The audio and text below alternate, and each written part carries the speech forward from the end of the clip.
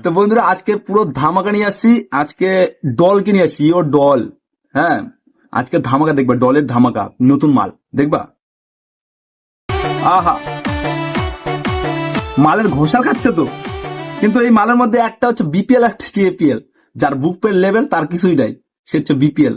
আর JPL তার তো বুঝতে পারছো, आप लोग तो समझदार हो।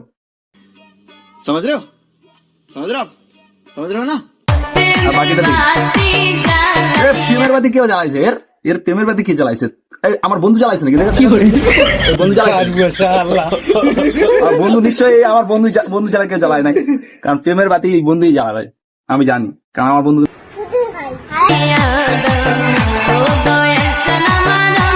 ও দয়াল চালাইছে, প্রেমের বাতি জ্বালাইছে দয়াল।